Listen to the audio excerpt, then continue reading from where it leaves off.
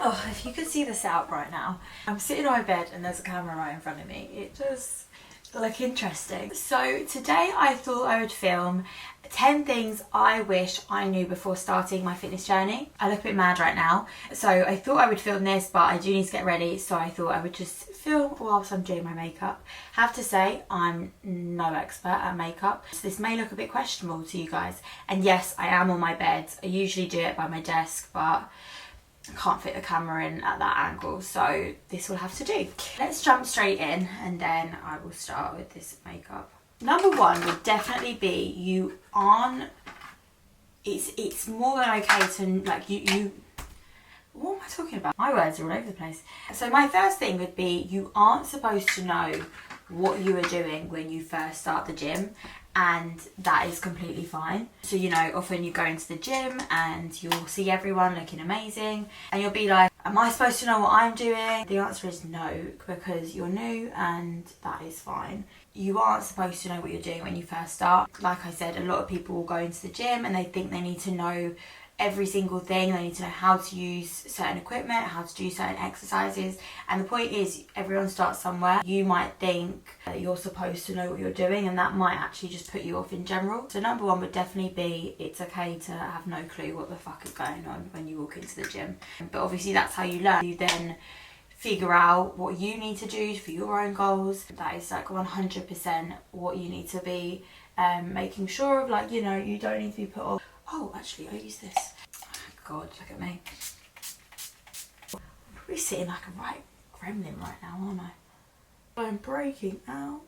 This is not good. Oh, is it just me that when you go on holiday and you get a nice tan, you don't have to do any makeup ever, you start to lose your tan and you just don't feel like you anymore? Okay, number two. Form and technique is so much more important than how much you are lifting. So I think a lot of the time people will go into the gym and they'll think, oh my God, don't look at the weight. And it's like, who the fuck cares that it's light? You've got to start somewhere. And if your form is perfect, then that's excellent. Whereas if you're lifting all this weight and you've got shit form, come on now, like, stop ego lifting and prioritize form, prioritize technique, because how do you expect to grow? How do you expect to do the bigger weights and the heavier weights with shit form and technique? You're going to injure yourself. You're going to, you know, put yourself off of training for however long whilst you recover. And then you're going to have to start back at the basics again. And I think, yeah, if you can prioritize form, you can prioritize technique, you're going to get a lot more growth than you would just by ego lifting and lifting super heavy for absolute no reason. Oh, should we? Oh, look, going all out here, aren't we? Looking like a nice little warrior. Okay, number three. Rest and recovery is just as important as your training. So if you're training like every single day of the week, you need to understand that resting and letting your muscles recover is just as important as you training. So whether you're new to the gym, whether you've been going to the gym for a while, you need to understand that sleep and stretching and muscle recovery is going to give you the results. And I know it sounds so backwards. If you're new to the gym, you're like, hang on a sec, resting will help me get further. Yes, 100%, because your muscles need to rest. They need to be able to recover. If you're going to the gym a million times a day and for like 7 days a week, how are you going to grow? Because your muscles have not had the time to recover. So make sure you're resting. And that doesn't mean you can't train over a certain amount of times in the week. Like, you can still do lots of training sessions and you can still be active on your rest days, but you need to let your muscles recover. So for me, I train legs 3 times a week. I do it Monday, Wednesday, Friday. I've got 2 rest days. I don't train on Saturday and Sunday, but I want my legs to grow. I want to build muscle in that area as much as everywhere else, but that is like my main focus. So I need to be making sure I'm hitting my legs 3 times a week and doing it as frequent as possible, but I also need to be making sure they're resting so that they can recover, they have that time to grow in between. Okay, number 4. In order to build muscle, you have to eat more and lift heavy. Okay, yes, 100%. I think being in this space and being in this industry, I know, like working with clients, I know a lot of them are very, very scared, and this was definitely me as well at one point, but you're scared to eat more because you're scared you're going to bulk up, and so you're scared to eat more food, but you want to build muscle. How do you expect to build muscle if you're not fueling your body in the right way? You need to be making sure you're eating enough to actually see results. When you are gaining, it's inevitable you're going to gain fat. However, if the food choices you're having are good food choices, so for example lean meats, high carb sources which are going to give you energy to push more in the gym, and you're not pigging out at McDonald's every weekend, you're not getting takeaway every day, and you're not overeating on like high processed and sugary foods, then the amount of fat you're gaining is going to be a lot less than if you're gaining and you're just eating lean meats and those sorts of foods. So your food choices can definitely help with that, but you definitely need to be eating more if you want to see results. You need to be giving your body that fuel to actually lift heavier and actually build that muscle. It's not going to come out of nowhere. You need to be fueling yourself to be able to build that. And another one is obviously then lifting heavier. You need to be putting your muscles under enough tension to actually force them to grow. If we're not putting our muscles under that tension, they're not going to grow. And so if you can like smash 15-20 reps out on a particular weight and not even feel like you've worked, then you need to go heavier. You don't then need to add 100 kilos on top of that, but add 5 kilos, add 10 kilos. If you're scared to add weight, just progress by 2.5. Any increase is progress. Like, you don't need to be doing crazy numbers, but if you just increase it, for example, if you're scared to increase a weight that you're doing because you're thinking, hang on a sec, I'm not actually going to be able to lift that much, then just start small. Do small increases that you know you can do. Get yourself comfortable with certain weights for 8 reps, and then keep with that weight until you can get to 12 reps. Once you hit 12 reps, then increase the weight again and drop back down to 8 reps. Doesn't mean you need to be increasing massively, but add 2.5, add 5, like see how you feel with it, test the water. And obviously, worst case scenario, make sure you've got things in place to keep you supported. There's loads of ways you can go about it to make sure you're still progressing whilst you're lifting heavier. Number 5. Okay, so this one was probably going to trigger a couple of people.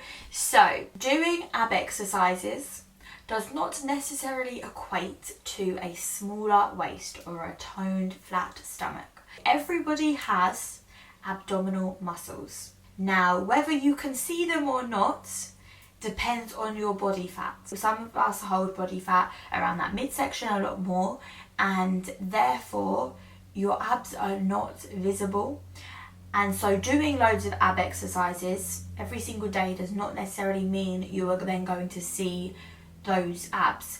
Now, you may get stronger in that area, you may build muscle around that area, but that doesn't necessarily mean you're going to get a smaller stomach or a smaller waist. If you want to see your abs, you need to be in a calorie deficit to be able to drop your body fat and drop your body weight down so that you can actually see your abdominal muscles. Now, like I said, doing ab exercises over and over and over again doesn't mean you can't spot reduct. You can't spot reduct. That basically means you can't target an area of where you're going to lose weight. So I can't go, okay, I don't like my arm fat, I want to get rid of my arm fat, and then, just do arm exercises to make that arm fat go away. No, instead, I need to be in a calorie deficit, and that calorie deficit means I'm going to get smaller overall.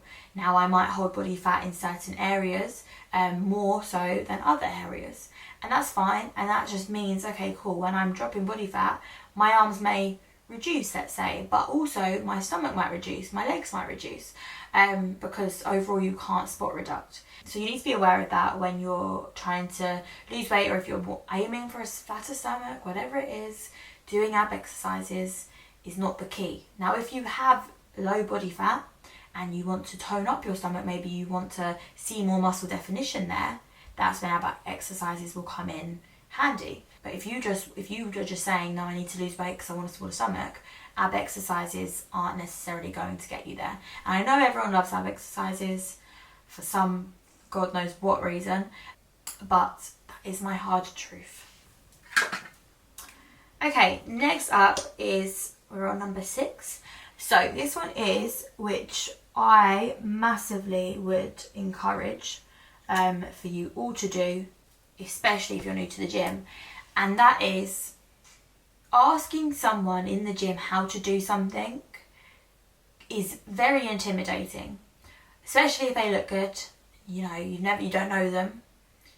However, that can be life-changing. I have to say, that can be life-changing, because I'm not gonna lie, if I didn't ask certain people in my gym how to do certain things when I started out, I definitely wouldn't be a PT right now. I definitely wouldn't have got into the gym.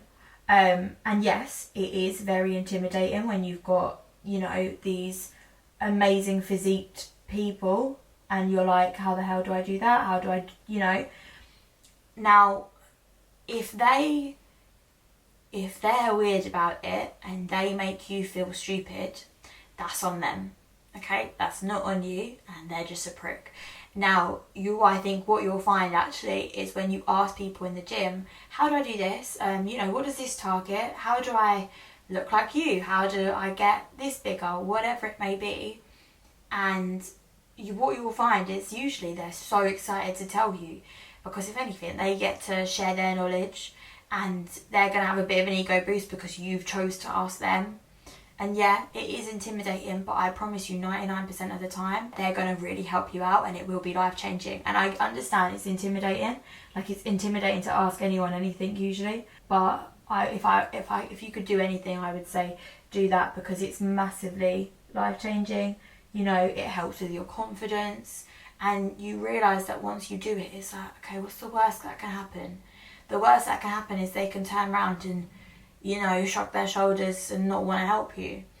But again, that's on them. Like, then just find someone else to ask. Everyone's different, but I personally think, you know, if you're confused about something, you'll be surprised at the reaction you get when you ask someone, how do I do this? And, you know, how do I look like that, etc. Because if they know what they're talking about, then they will massively help you and it will be a big life changer.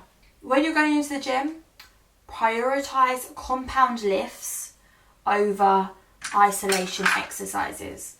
So compound exercises are exercises which are going to target multiple muscle groups at the same time, whereas isolation exercises only target one muscle group at a time.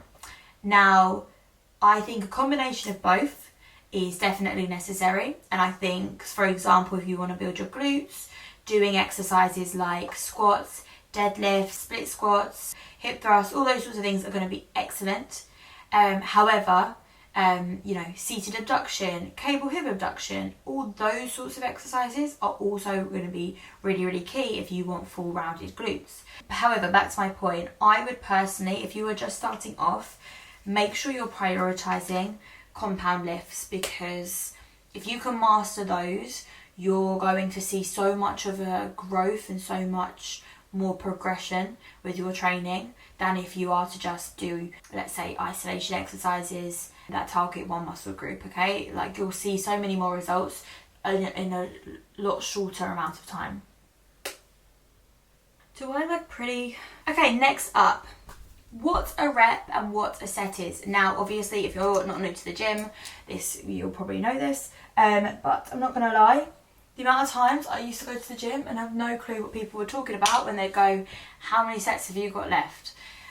So what this refers to is, okay, let's just say you've got squats, for example, because everyone knows what a squat is.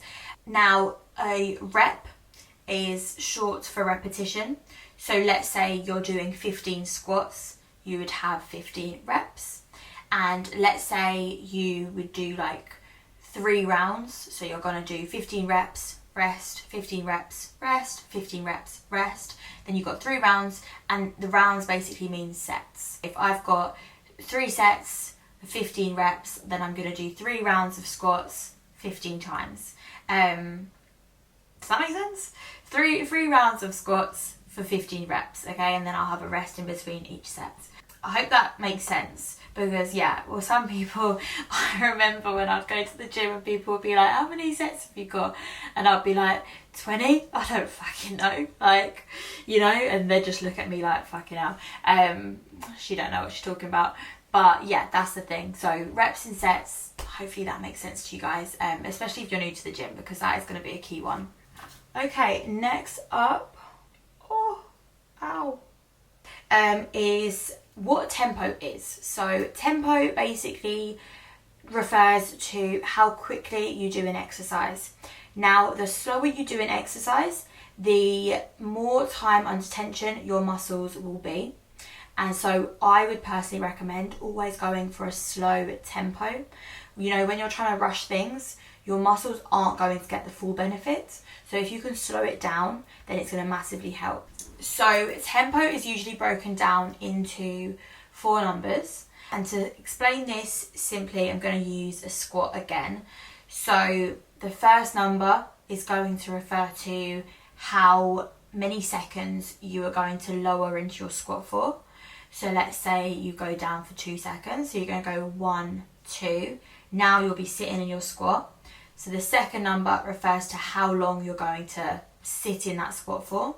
Now again, if you want to put your muscles under tension for longer, I would increase this number. So let's just say we're going to hold it for 2 seconds. So we're going to go 1, 2, we're going to hold for 2 seconds, so 2, 1.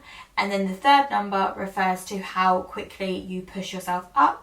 So let's just say we go up in 1 second, so you just push up in 1 second. And then the final number refers to how long you wait until you go into your next rep. I need to get a new mascara because this is so old. Honestly guys, if you could see my eyelashes right now, you'd be running to that eyelash serum thing. Because honestly, it does bits. Like, this mascara is so shit. But my lashes are so long, we love it. Right, next up, final one. The scale does not mean as much as you think it does.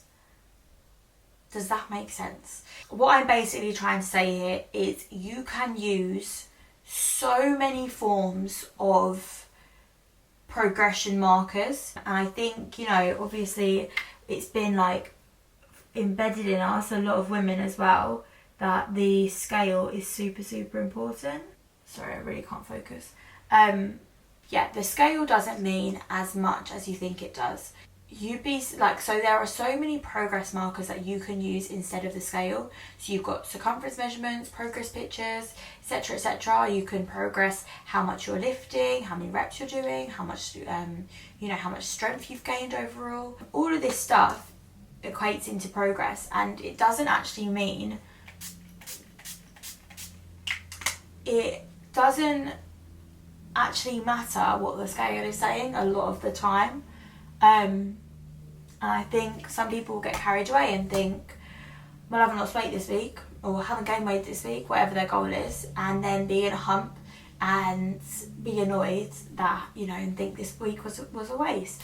And that is so not the case, because then if you've taken progression pictures, if you're taking circumference measurements, you might see a difference in those areas instead. If you are you know, in the gym and you're working out, you might have realised, hang on a sec, I got an extra rep here, I got an extra weight here, I got a new PB, whatever it may be. And that is progression. And I think some people, you know, are so obsessed with the scale that they forget that. So I promise you, when I was starting out and I wanted to lose weight, all I'd focus on was the scale, or I'd wanted to gain weight. And it's just, you can get in a really bad relationship with it, because at the end of the day, it's a number that is literally represents the relationship between you and gravity and the world, and it doesn't mean shit, you know. So yeah, anyways, cool. Look at me finishing right on time. Now I need to figure out what I'm doing with my hair. Rate my makeup. Scale of 1 to 10. 10 obviously, because look at me. I'm fucking joking. Anyways, I hope you guys enjoyed this video. But yeah, those are 10 things I wish I knew before starting my fitness journey. So I hope they were helpful for you. Please like and subscribe if you haven't already, and look out for more videos by me.